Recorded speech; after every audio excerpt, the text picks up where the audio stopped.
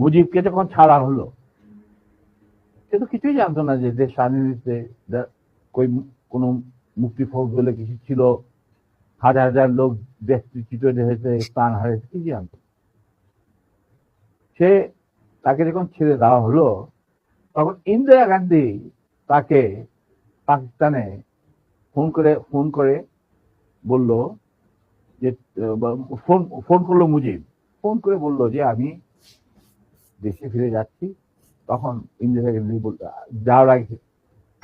যাওয়ার আগে আপনার সাথে দেখা করে আমি আপনাকে কৃতজ্ঞতা জানতে চাই।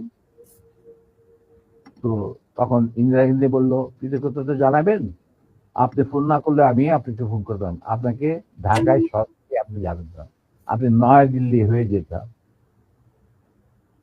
মুজিব সেটাই করলেন, তিনি চলে গেলেন নয়াদিল্লি, লন্ডন হয়ে। সেখানে কি হলো, যেই 7 দফা চুক্তিতে সাইন করার পর প্রবাসী সরকার গঠন করেছিল তাজউদ্দিন আর নজরুল ইসলাম, সেই আওয়ামী লীগ বাংলাদেশে ক্ষমতা গ্রহণ করলো সারেন্ডারের পর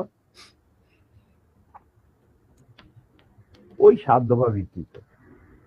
এবং সেই 7 দফাতে মুজিব স্বাক্ষর দেওয়ার পর ফিরে গিয়ে তিনি ক্ষমতা নিজে হাতে নিয়ে নিলেন। তাজউদ্দিনকে বললো, তাজউদ্দিন তুমি প্রাইম মিনিস্টার থাকবে না, আমি হব প্রাইম মিনিস্টার। তারপর কি হলো, কোন নির্বাচন নাই, কিছু নাই। ওই 70-এর নির্বাচনের সুবাদে তারা ইন্ডিয়ার 4 স্তম্ভ